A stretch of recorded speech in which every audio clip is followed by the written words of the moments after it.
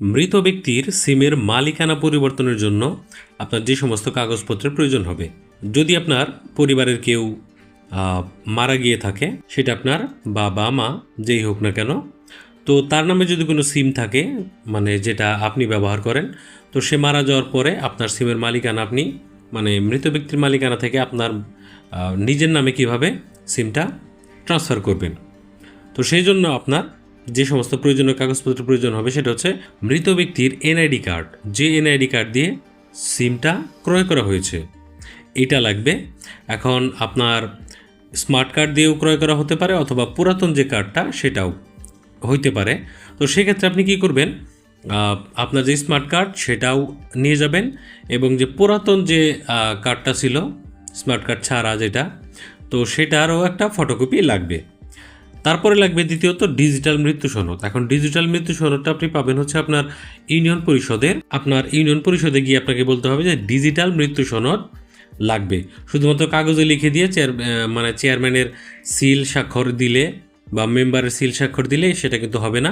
আপনার ডিজিটাল মৃত্যু সনদটা লাগবে, যেটা নাকি ইউনিয়ন পরিষদের ওয়েবসাইট থেকে সরাসরি বের করা। ওইখানে ইউনিয়ন পরিষদে গিয়ে আপনাকে বলতে হবে ডিজিটাল মৃত্যু সনদ।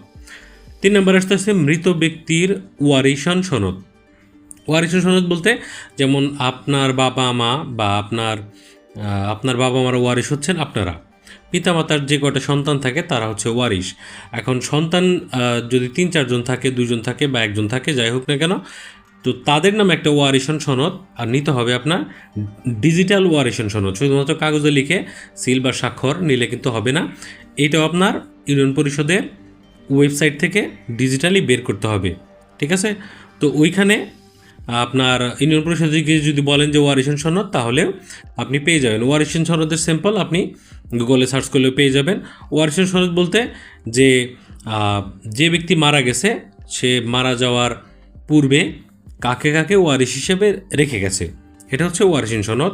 4 নম্বরে আপনার লাগতেছে নতুন মালিকের এনআইডি কার্ড। এখন যদি আপনি আপনার নামে সিমটা ট্রান্সফার করতে চান, তাহলে আপনার এনআইডি কার্ডটা লাগবে, এবং এই সমস্ত কাগজের অরিজিনাল কার্ড এবং ফটোকপি সব কিছু নিয়ে আপনি গ্রামীণ ফোন কাস্টমার কেয়ারে যান অথবা রবি কাস্টমার কেয়ারে যান।